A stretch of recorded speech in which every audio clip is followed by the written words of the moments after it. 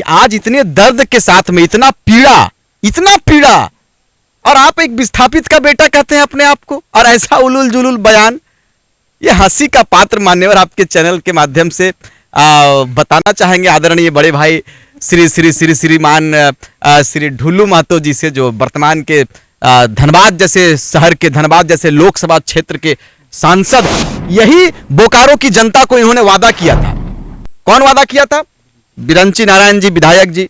इन्होंने साफ साफ कहा था कि हवाई चप्पल भी पहनने वालों को यात्रा करवाएंगे, हवाई यात्रा करवाएंगे।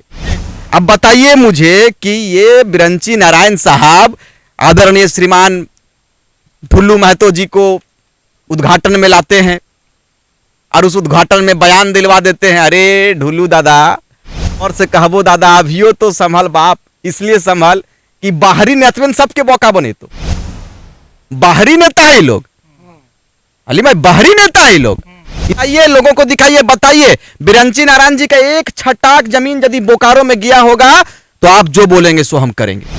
और झारखंड की जनता आपके दिल में जो चीजें चलती है उससे अब वाकिफ हो गया। ये गरीब के बेटा लगी है तो हनी गरीब के गिदर के वोट देबक, झारखंडी गिदर के वोट देबक, और आप पलटी मार दिए। आप नमस्कार, जोहार। मैं AR बुकारवी ग्रामीण टीवी में आप सबका हम स्वागत करते हैं। आज हमारे साथ हैं JLKM पार्टी के प्रखर नेता आप कह सकते हैं, रिजवान क्रांतिकारी जी। और इनको हर जगह जयराम के साथ आप लोगों ने देखा, और ये किस तरह अपने बयान से लोगों को मुक्त करते हैं और सही सटीक बात करते हैं। रिजवान दा, सबसे पहले हम ये जानना चाहेंगे कि ये जो हमारे बोकारो के CGM साहब हैं, उनसे आप मिले, 3 दिन का अल्टीमेटम दिए, और सेल प्रबंधक के तरफ से मैंने देखा भी कि यहाँ जो अतिक्रमण को लेकर आपने वहाँ जो मांग रखी थी उसमें तेजी भी आई, लेकिन उनके बाद में ढुल्लू महतो जी आते हैं धुंधी बाजार एक रोड का उद्घाटन करने के लिए, और उसके बाद वो मंच से किस तरह बयान देते हैं, इस बयान से आप वाकिफ हैं ना? हाँ बिल्कुल, पूरा झारखंड और पूरे बोकारो के विस्थापित आदरणीय सांसद महोदय के बयान से वाकिफ हैं, और उनका बयान वैसे भी लोग वाकिफ रहते हैं, उनका बयान ही उलूल जुलूल होता है। वो जिस विषय पर बयान दिए हैं, पहले मान्यवर को चाहिए कि विषय पर अध्ययन करे, विषय पर मूल्यांकन करे कि आज इतने दर्द के साथ में इतना पीड़ा और आप एक विस्थापित का बेटा कहते हैं अपने आप को, और ऐसा उलूल जुलूल बयान, ये हंसी का पात्र मान्यवर आपके चैनल के माध्यम से बताना चाहेंगे आदरणीय बड़े भाई श्रीमान श्री ढुल्लू महतो जी से, जो वर्तमान के धनबाद जैसे शहर के, धनबाद जैसे लोकसभा क्षेत्र के सांसद हैं।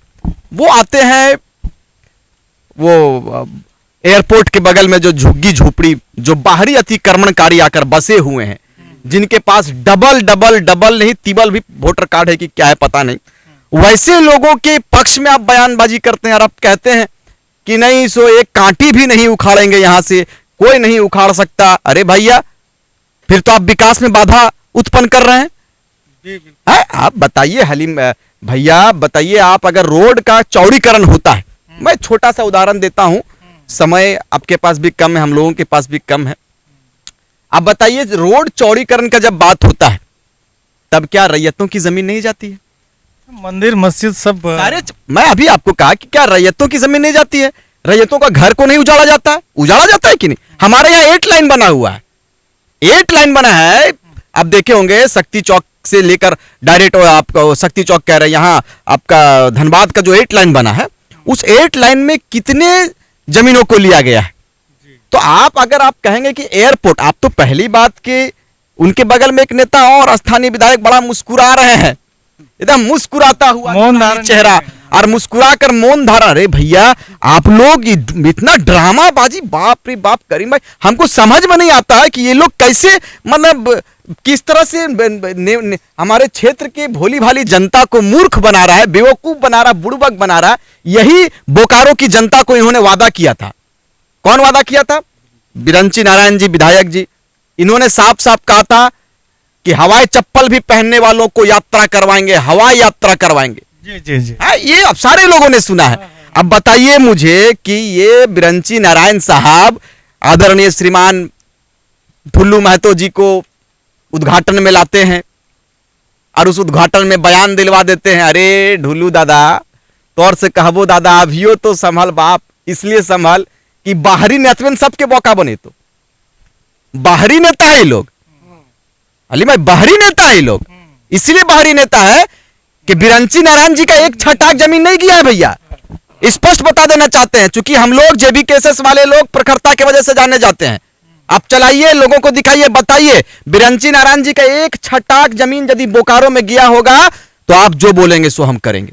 एक को छटाक जमीन नहीं, ना आंदोलन में इन्होंने अपनी भागीदारी को दिया है, ना अलग राज्य के लिए लड़ाई लड़ा है, आए बसे और चुनाव जीत गए और बोकारो के लोग उनको जिता दिए। अब ये कह रहे हैं कि पहले तो इनका चुनावी वादा था कि एयरपोर्ट देंगे, यात्रा करवाएंगे, हवाई यात्रा करवाएंगे, और अब जब वही यात्रा पर बात लोग करने लगे तो झुग्गी झोपड़ी नहीं उठेगा, एक कांटी नहीं उठेगा।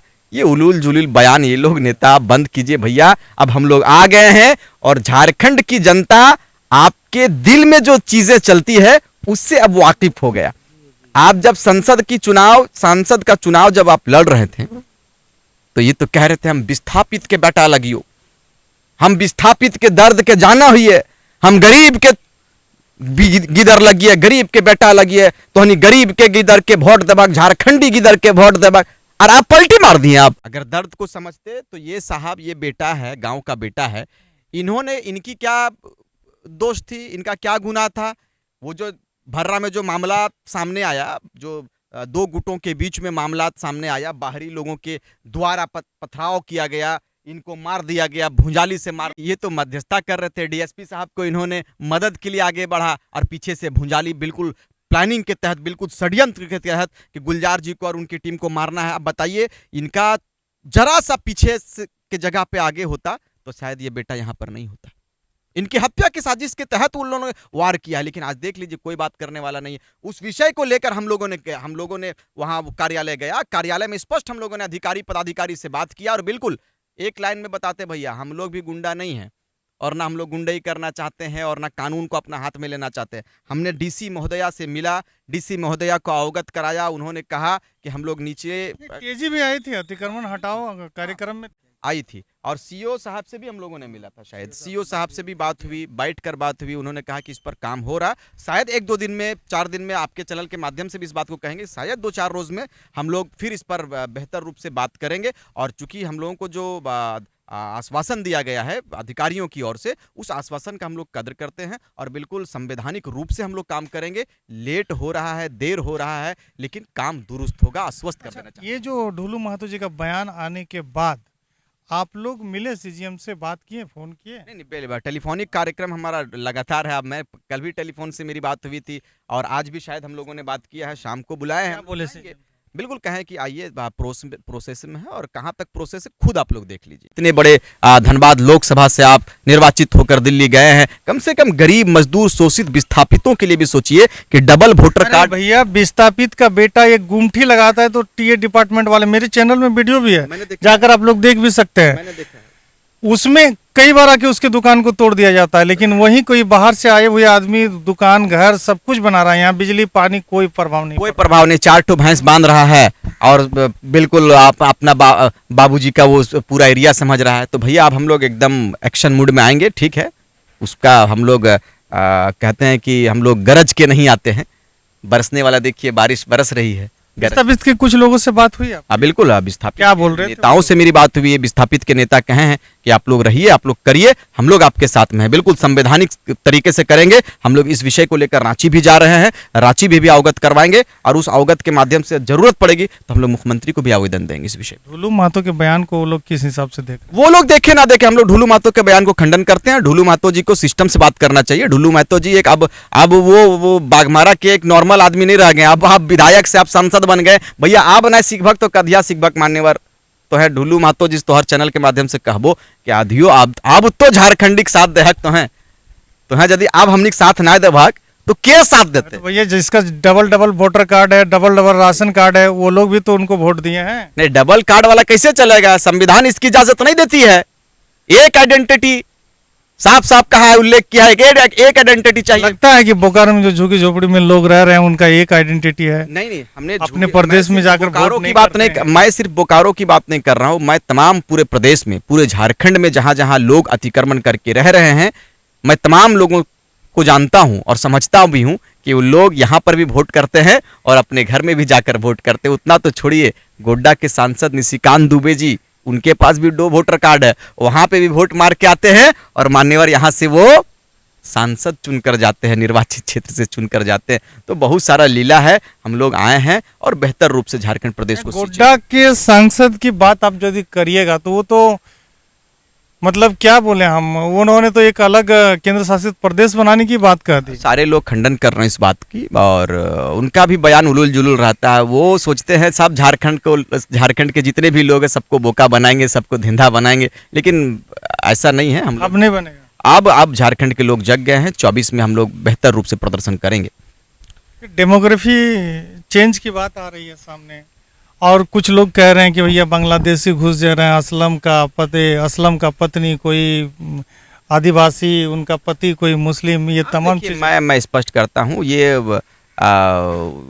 दो जो शादी कर रहे हैं वो उन लोगों का निजी मामला हो सकता है। इसे धर्म में लेकर कोई जा रहा है तो वो दो तो जनसांख्यिकी जो है, डेमोग्राफी जिनको कहते हैं हम लोग, तो इसमें बदलाव होने का कारण ये भी तो हो सकता है कि आदिवासी बहुत संख्या में वो धर्म परिवर्तन भी किए हैं। बिल्कुल, आप उस पर बात करेंगे तो बहुत सारे लोग क्रिश्चियन बने, वो लोगों को बुड़बक बनाया जा रहा है। बिल्कुल बेवकूफ बना ही जा रहा है ना। आप देखो, यहाँ पर राजनीतिक रोटी सेकना है। भैया बहुत ही जल्द ग्रामीण टीवी में आप लोग देखिएगा लाइव, हम संथाल परगना से कुछ लोगों को जोड़ेंगे और पता करेंगे कि आखिर वहाँ कितना बांग्लादेशी और कितना बांग्लादेशी आदिवासियों के साथ शादी कर रहे हैं। इस बात का मैं खुलासा बहुत ही जल्द करने वाला हूं, क्योंकि डेमोग्राफी चेंज में अगर आप बोलिएगा तो ये साफ जाहिर है कि बहुत सारे आदिवासी क्रिश्चियन भी बन रहे हैं, तो उसमें भी उसकी संख्या घट रही है। तो ये तमाम चीज़ें हैं, कई जगह में, रांची में भी आप देख सकते हैं, तमाम चीज़ें देख सकते हैं, लेकिन इसको गलत तरीके से पेश किया जा रहा है जहाँ तक मुझे लगता है।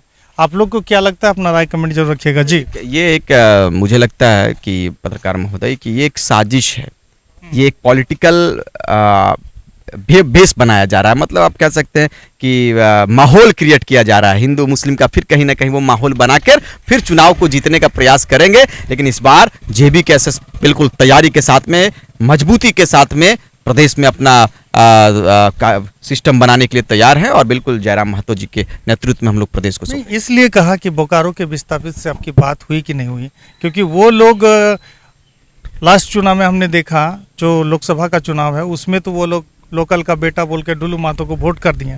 क्या इस बार भी वही करेंगे कि इस बार जयराम के साथ आएंगे? क्योंकि वो लोग जब आंदोलन करते हैं तो जयराम दा को बुलाते हैं, उनके साथ अपना दुख सुनाते हैं, वोट देने के टाइम किसी और को वोट देते हैं। नहीं, मैंने तो कहा है कि मैं पीठ पीछे बात नहीं करता हूँ।